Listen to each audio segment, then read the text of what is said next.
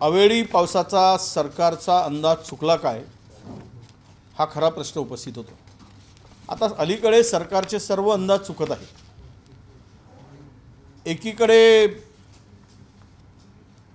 अवकाळी पावसाची हवामान खात्याने सूचना दिल्यानंतर सरकारने काय उपाययोजना केली हा खरा प्रश्न येतो। राज्यात साधारणतः या 2 दिवसाच्या आज तिसरा दिवस अवकाळी पावसामुळे राज्यातील जवळपास 78,776 हेक्टर जमिनीचं नुकसान झालेलं आहे आणि इतकं क्षेत्र हे बाधित झालेलं आहे। यामध्ये कापूस, द्राक्ष, कांदा, केळी, भात, रब्बी ज्वारी, सीताफळ, संत्रा, पेरू अशा पिकाचं मोठ्या प्रमाणात नुकसान झालेलं आहे। खरं तर गेल्या 2-3 दिवसामध्ये उत्तर महाराष्ट्रातील द्राक्ष पिकांचं मोठ्या प्रमाणात नुकसान झालं आणि पूर्ण द्राक्ष गळून पडलेत। संत्रा पूर्णतः सडा पडल्यासारखी संत्रा उत्पादक शेतकऱ्यांची परिस्थिती झाली। धान उत्पादक शेतकरी धान कापून ठेवलेलं आहे, ते गोळा करता आलं नाही आणि संपूर्ण धान पाण्याखाली गेल्यामुळं प्रचंड नुकसान या सर्वांचं झालेलं आहे।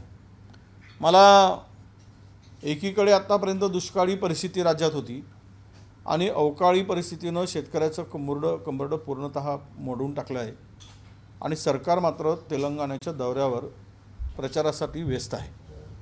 तिथून ते सांगतायत की आम्ही दुष्काळ घोषित करू वगैरे। मी मागच्या वेळेसही महाराष्ट्राच्या लक्षात आणून दिलं होतं आपल्या माध्यमातून की ज्या वेळेस 40 तालुके दुष्काळग्रस्त घोषित केले त्याला NDRF SDRFची मदत मिळेल, पण 1000 तालुक्यासाठी राज्य सरकारने मदतीसाठी हात वर केले आहेत। कारण सरकारने वेळीच उपाययोजना न केल्यामुळं NDRF SDRFच्या निकषात किंवा त्यांच्या गाईडलाईन्समध्ये हे तालुके बसू शकत नाही। म्हणून 1000 मंडळं आता वंचित राहणार आहेत मदतीपासून आणि आता तातडीनं पंचनामे करण्याची आवश्यकता असताना सरकार केवळ पंचनामे म्हणून नाही तर मदत कधी देणार हा खरा प्रश्न आहे। शासनाच्या मिळकतीपेक्षा खर्च जास्त आणि महाराष्ट्र देशामध्ये आघाडीवर आहे। अशा स्थितीत शेतकऱ्यांचा वाली कोण? शेतकऱ्याकडे या सगळ्या प्रश्नाकडे कोण बघेल? आणि केंद्राकडून 2,500 कोटी रुपयाची मदत मिळेल आणि आम्ही ती लोकांना शेतकऱ्यांना देऊ अशा प्रकारचं खोटं आश्वासन मुख्यमंत्री उपमुख्यमंत्री शेतकऱ्याला देऊन शेतकऱ्यांची दिशाभूल करतायत। यामध्ये मागच्या वेळचे एकही रुपया मिळालेला नाही। 2022चे अजून अद्याप पैसे मिळाले नाही। प्रोत्साहनपर 50,000 रुपये शेतकऱ्यांना मिळणार होते, ते पण मिळाले नाही। देतो म्हणून घोषणा करायच्या आणि शेतकऱ्यांची फसवणूक करायची हा सर्रास धंदा या सरकारने सुरू केलेला आहे। आपल्याला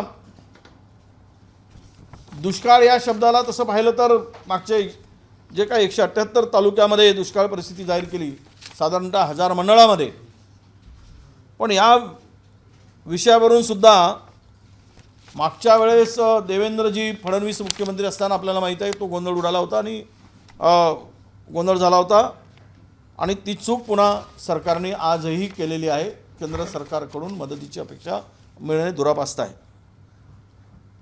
पीक विम्याच्या संदर्भात शेतकऱ्यांना मोठ्या प्रमाणात आश्वासन दिलं गेलं, परंतु पीक विम्याचे पैसे शेतकऱ्यांना दिवाळी आधी अग्रिम जे मिळणार होते त्याचा परतावा जो काही मिळणार होता तो अद्याप मिळालेला नाही आणि आता नवीन संकट शेतकऱ्यावर अवेळी अवकाळी पावसाने आणलेला आहे। शेतकरी रडतो आहे। सरकारने तिजोरीच्याकडे बोट दाखवून हात वर करू नये, नाहीतरी राज्याला कर्जबाजारी करून उद्ध्वस्त करून ठेवलं आहे। अशा स्थितीमध्ये आम्ही 2 तारखेपासून विदर्भातील आणि मराठवाड्यातील काही जिल्ह्यांना अवकाळी पावसामुळे झालेल्या नुकसानग्रस्त भागाची पाहणी करणार आहोत. 2 ते 5 असा हा दौरा असणार आहे. त्या अगोदर तातडीनं पंचनामे करून सरकारनं घोषणा करावी. अधिवेशनाची वाट पाहत बसण्याची गरज नाही. अधिवेशनामध्ये बघू, अधिवेशनामध्ये करू, काय गरज आहे अधिवेशनाच्या वाटपर्यंत वाट बघायची.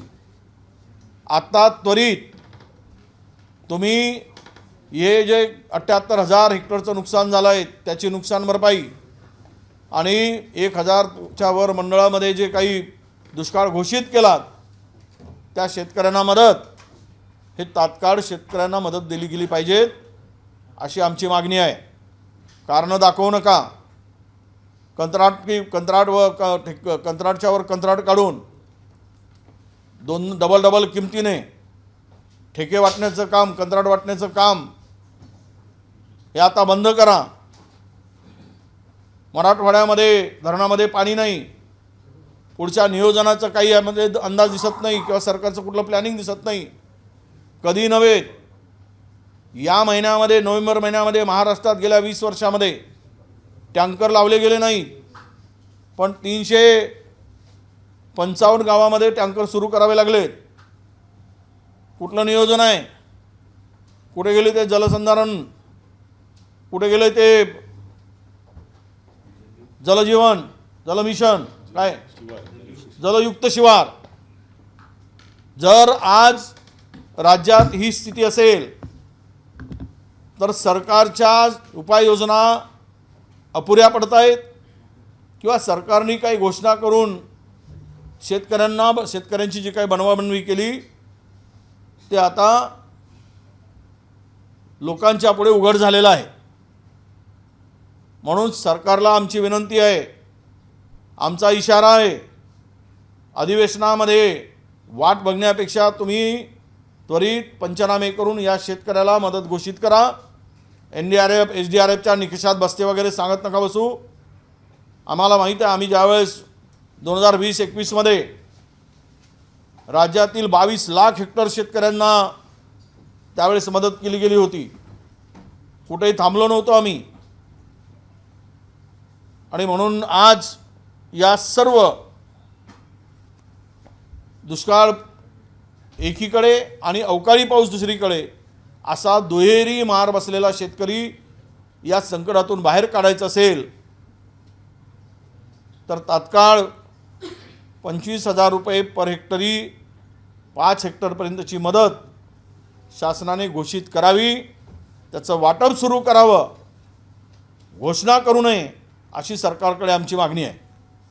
दुसरीकडे पाहायला गेलं तर राज्य सरकार म्हणते की आम्ही 1 रुपयामध्ये शेतकऱ्यांना पीक विमा भरून घेतला, मात्र प्रत्यक्षात पाहायला गेलं तर शेतकऱ्यांच्या खात्यावर गुंठ्याला फक्त 150 रुपये जमा होत आहेत. विशेष म्हणजे अनुदानाच्या स्वरूपात राज्य सरकारने मदत दिली नाही. यापूर्वी आपलं सरकार असताना राज्य सरकारने मदत दिली होती. याकडे कसं पाहता? नाही, राज्यातला शेतकरी उद्ध्वस्त करण्याचं पाप शिंदे फडणवीस सरकारने केलं आहे. यवतमाळ जिल्ह्यामध्ये शेतकऱ्याला विमा परताव्याचे 2 रुपये मिळाले. अनेक शेतकऱ्यांना 1.5 रुपया, 2 रुपये, 7 रुपये, 9 रुपये. यांना तर चापकाचे फटकारे दिले पाहिजे त्या पीक विमा कंपन्यांना. केवळ घोषणा करून मूर्ख बनवण्याचं काम चाललेलं आहे. काही शेतकरी मराठवाड्यातील आपले अवयव विकण्यासाठी आता मुंबईत दाखल झालेत. आम्हाला परवानगी द्या. मग राज्य सरकार सरसकट शेतकऱ्यांचं कर्ज माफ का करत नाही? पूर्णतः माफ आम्ही सुरुवात केली होती आमचं सरकार आल्याबरोबर. कोरोना आला, पण जवळपास 22,000 कोटी रुपये त्यावेळेस शेतकऱ्याच्या खात्यात कर्जमुक्तीसाठी आम्ही घातले होते. कदाचित आज सरकार असतं तर महाराष्ट्रातला शेतकरी कर्जातून मुक्त झाला असता. हे का करत नाही?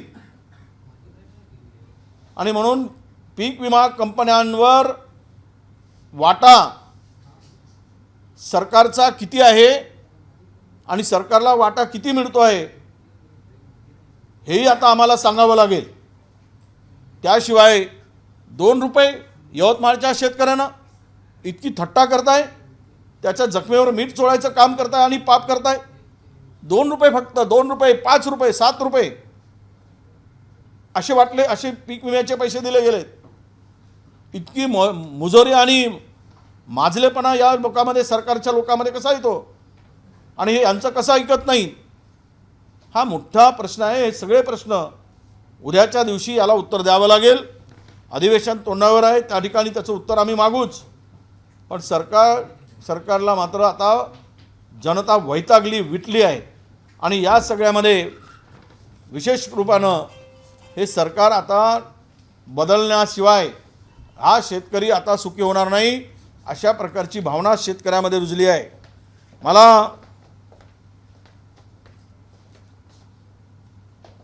पीक विमा कंपनीकडे राज्य सरकारने भरलेला जो प्रीमियम आहे तो साधारणतः 7,000 कोटी रुपये आहे. काल परवा कृषी मंत्र्यांनी सांगताना सांगितलं की राज्यातील शेतकऱ्यांना 1,800 कोटी रुपये पीक विम्याची मदत मिळेल. मी मला बोलत नाही, या राज्यातील कृषी मंत्र्यांचं स्टेटमेंट आहे. म्हणजे 7,000 रुपये, तुम्ही 7,000 कोटी प्रीमियम भरायचा आणि 1,800 कोटी रुपये शेतकऱ्यांना पीक विम्यापोटी परतावा द्यायचा. म्हणजे हे उरलेले पैसे आहेत, हे कोणाच्या खिशात जाणार आहेत, कोणाच्या फायद्यासाठी केलेला आहात, तुमचा वाटा किती आहे, किती टक्के आहे, हा सुद्धा मोठा प्रश्न महाराष्ट्रातील लोकांच्या पुढे आहे, विशेष करून शेतकऱ्यांच्या पुढे आहे. की तुम्ही ₹1 देऊन पीक विमा काढतो म्हणून सरकारच्या तिजोरीवर डाका टाकायचं काम केलात आणि कंपन्यांना मोठं करून त्यातील वाटा उचलण्याचं काम तुम्ही केलात, हे यातून सिद्ध होत आहे. तुम्ही शेतकऱ्यांचा विषय सांगितला, तुम्ही मुख्यमंत्र्यांचा जिल्हा असलेल्या ठाणे जिल्ह्यातल्या आरोग्य सेवेमध्ये शेकडो करोडोंची जी अपव्यवहार किंवा गैरव्यवहार झालेला आहे, ऑडिटरचा रिपोर्ट आलेला आहे, त्याच्याविषयी काय सांगाल? आरोग्याशी मुख्यमंत्र्यांच्या जिल्ह्यामध्ये खेळलं जाते. नाही, मी मगानी बोलताना पण म्हणालो, नांदेडमध्ये, संभाजीनगरमध्ये, ठाण्यामध्ये, अनेक जिल्ह्यातीमध्ये रुग्णांना औषधी अभावीसाठी अनेकांचा जीव जातो.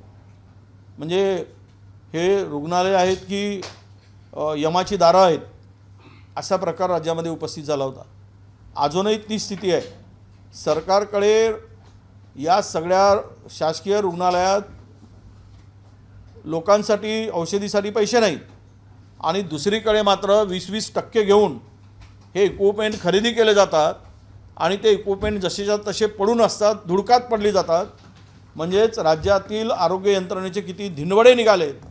आणि तेही मुख्यमंत्र्याच्या जिल्ह्यात जर हे होत असेल तर उर्वरित महाराष्ट्रामध्ये आरोग्य यंत्रणा किती कुचकामी ठरली आहे, आरोग्य विभाग यामध्ये किती सक्षम आहे, हे आता आपल्याला दिसून येईल.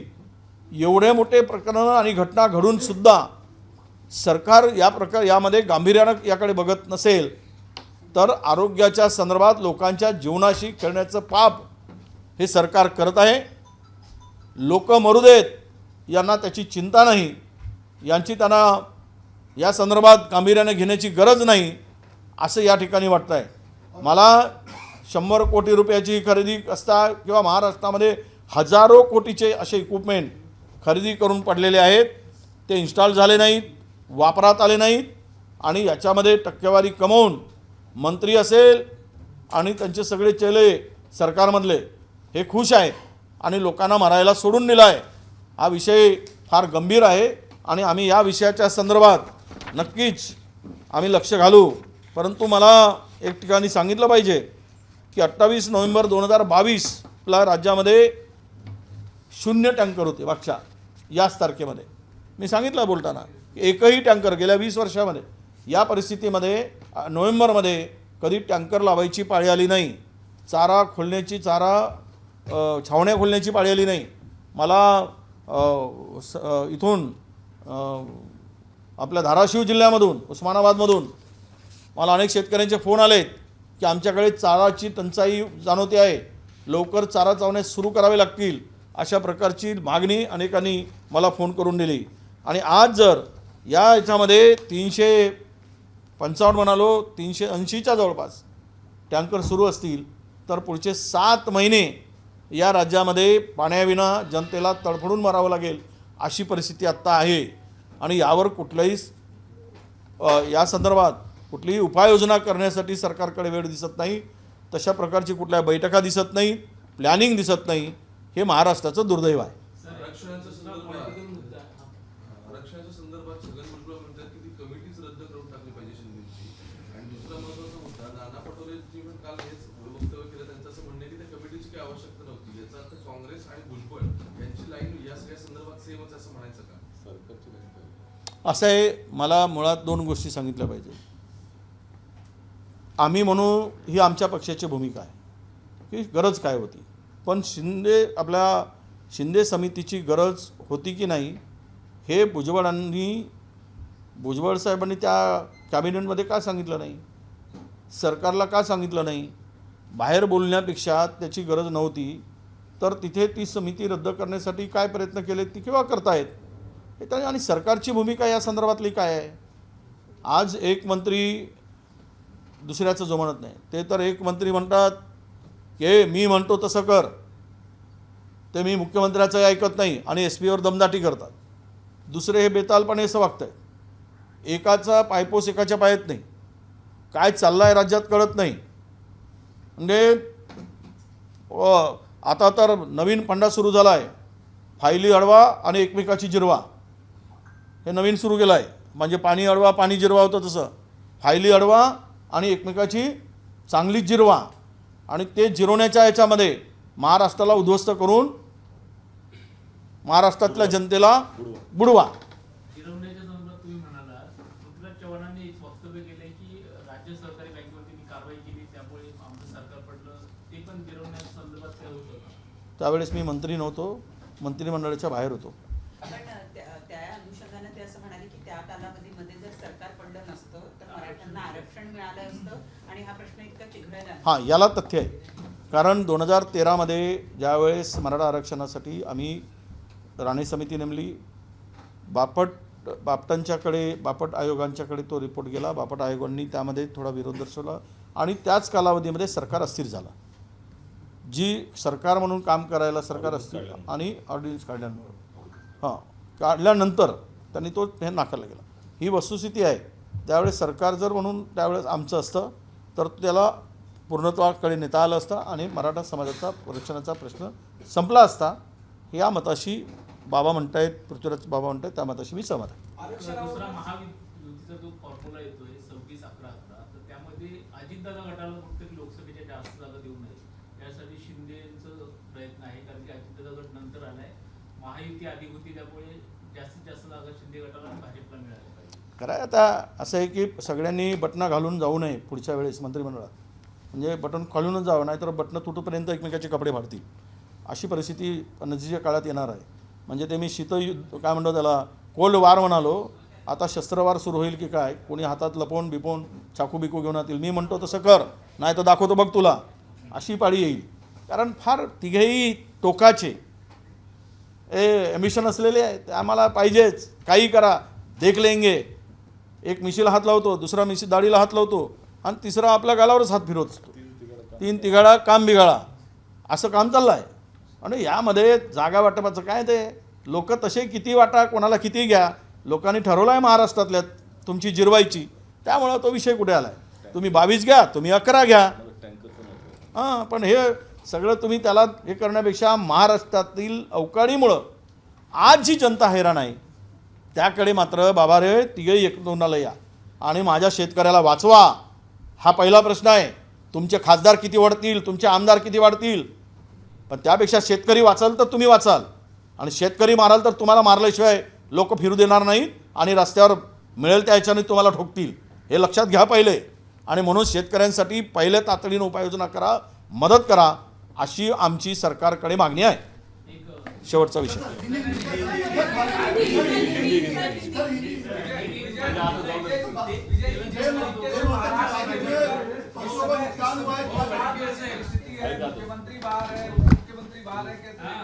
नहीं, अभी वो प्रचार में व्यस्त है. मैं प्रचार के व्यस्त है. जहाँ पे अभी तेलंगाना, छत्तीसगढ़, मध्य प्रदेश, राजस्थान, वो कहाँ जाना है वो जाए. पर हमारा किसान आज जो इनमें से बारिश से अभी आई 3 दिन के, इससे जो परेशान है इनके करीबन 78,000 हेक्टेयर का पूरा फसल बर्बाद हो चुकी है।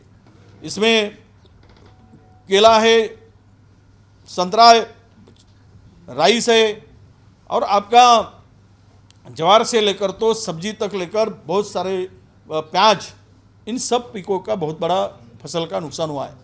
सरकार ने तुरंत इनको मुआवजा देने की बात करे। हमेशा की तरह पंचनामा करके टाइम पास करने की बात सरकार ने नहीं करनी चाहिए। तुरंत इनको मुआवजा देने के लिए पहल उठाना चाहिए। करीबन 178 तालुका है पिछले बार में जो घोषित किया था, उसको तो एनडीआरएफ और एसडीआरएफ की मदद नहीं मिलेगी, क्योंकि उन्होंने सब कमेटी की बैठक लेकर सेंट्रल गवर्नमेंट को लेटर लिखा नहीं था कि हमारे राज्य में ये स्थिति है। नहीं लिखेंगे तो इनके मुंह में लाके कोई निवाला नहीं डालेगा। वही कर्नाटक सरकार ने किया। तुरंत उन्होंने केंद्र का पता आया, उन्होंने सब कुछ देखकर मुआवजा तय किया गया। वहाँ पे तो हमारी सरकार है, पर यहाँ पे केंद्र की सरकार की विचार की सरकार होने के बाद भी उनके साथ में, किसानों के साथ में धोखाधड़ी हो रही है। एक तरफ अपनी पीठ थपथपाने के लिए मुख्यमंत्री, सीएम हो, डीसीएम हो, ये सेंट्रल गवर्नमेंट को ये जताने की कोशिश कर रहे हैं कि हमारे राज्य में सब आलबेल है, कोई किसान को तकलीफ नहीं है, या सेंट्रल का पैसा नहीं आना चाहिए। तो ये नहीं आना है तो मत मांगो, पर केंद्र राज्य सरकार ने अपनी तरफ से इन लोगों को मुआवजा देना चाहिए, यह हमारी मांग है।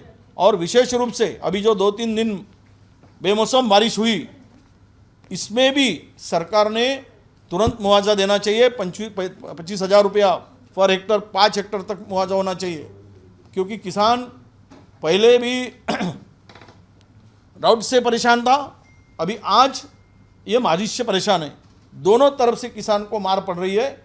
इस स्थिति में किसान के साथ खड़ा होने की आवश्यकता है। केवल प्रचार करके और सीटों के बंटवारे को लेकर झगड़ने से जनता के और किसान के हित के लिए सख्त कदम सरकार उठाएगी, और नहीं उठाएगी तो इनको महाराष्ट्र में घूमना भी मुश्किल हो जाएगा। इतनी तीव्र भावना किसानों की है। शंभूराजे देसाई जो राज्य में मंत्री हैं, वो कहते हैं कि पूर्व मुख्यमंत्री उद्धव ठाकरे के खिलाफ इसलिए कार्रवाई की जाएगी क्योंकि उन्होंने सीएम को आज की प्रेस कॉन्फ्रेंस में नालायक शब्द का इस्तेमाल किया। मुझे नहीं लगता है कि जो लायक नहीं वो नालायक। अब ये शब्द तो मराठी में सब बोलते हैं, सबको बोलते हैं। अब ये कोई गालियाँ है ऐसा नहीं समझता मैं। जिसके लिए लायक नहीं उसको नालायक कहा जाता है। अब वो इसका अर्थ कौन क्या निकलता है जिसका वो जाने। वो मराठी मुख्यमंत्र्यांना नालायक 100% है। कोई भी रिजर्वेशन के लिए किसी को भी, किसी तबके को, किसी समाज को, किसी घटक को देना है तो कास्ट वाइज सेंसस की आवश्यकता होती है, जिनका पता चलेगा पॉपुलेशन का, उस पर तय की जाएगी। आज पिछड़ा कौन है ये कैसे तय करोगे? पिछड़ा कौन है, एजुकेशनली कौन बैकवर्ड है, आप उसको पता लगाना चाहिए। फाइनेंशियली कौन बैकवर्ड है, वो सोशली कौन बैकवर्ड है। अगर आप ये सब देखोगे तो इसमें से आपको पता चलेगा कि ओबीसी को जो मिल रहा है आज वो कितना कम मिल रहा है, कितना परसेंटेज मिल रहा है। तो ये पॉपुलेशन पे जब तक हमारा सेंसस नहीं होगा कास्ट वाइज, तब तक इसका सॉल्यूशन बिल्कुल नहीं है। कोई कितना भी चिल्लाए, कोई कितना भी मांग करे, कोई कितना भी डिमांड करे, कोई कितना भी आंदोलन करे, इसका सॉल्यूशन एक ही है। हमारे नेता राहुल जी गांधी कहते हैं कि राहुल जी ने कास्ट वाइज सेंसस की जो मांग की है उसको प्राइम मिनिस्टर पूरा करे और इन सबके तबके को न्याय दे, यही हमारी मांग है।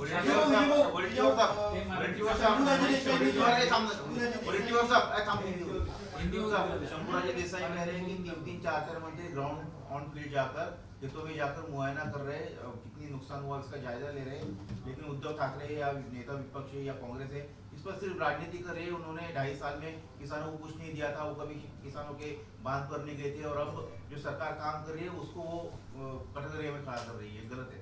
नहीं, अभी मैं बात तो ये नहीं कहूँगा कि पिछले बार में सरकार में भी शंभूराजे थे। अब वो जलगांव के केले छिलने का काम कर रहे थे, शायद वो सरकार में बैठकर, या आलू छिलने का काम कर रहे थे। अब उनको बड़ी भाषण करने की यह है। मैं उनको चैलेंज करता हूँ कि सामने आए, बैठे एक साथ में, और 2 साल में इतना बड़ा पैंडेमिक होने के बाद भी हमने क्या दिया और तुमने 2.5 साल में क्या दिया, ये दूध का दूध पानी का पानी, मेरा चैलेंज है उनको।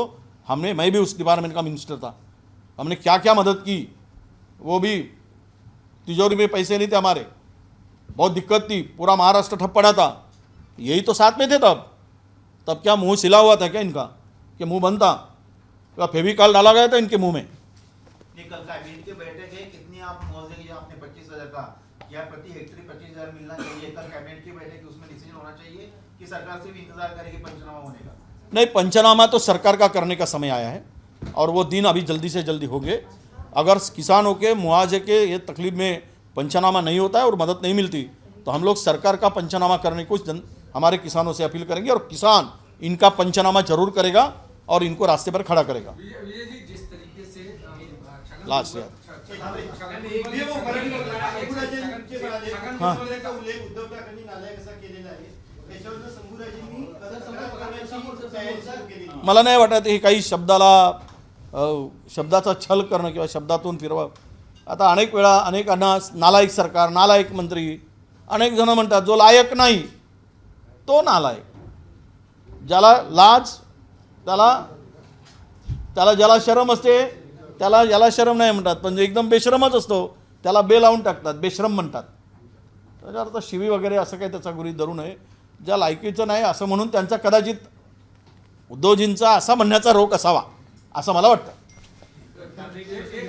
एक सवाल जो है, छगन भुजबल ने जो कहा शिंदे समिति, बस बहुत हो गया अभी, शिंदे अभी बहुत हो गया। मुख्यमंत्री देवेंद्र फडणवीस तेलंगणाच्या दौऱ्यावर गेले, पण अजितदादांचा जो गट आहे तो महायुतीत आहे, पण कुठल्याच प्रचारात दिसला नाही। हे असे काही लोक पाणी पाहून नांगर झुपतात आणि मला वाटतं की आणि काही लोक पाण्याची वाट न बघताही नांगर झुपतात, तर हा यातला कुठला तरी प्रकार असावा। पाणी पडायची वाट बघत असावीत किंवा पाणी पडतच नाही तर नांगर झुपून उपयोग काय, असाही कदाचित अर्थ असावा। एबीपी माझा, उघडा डोळे बघा नीट।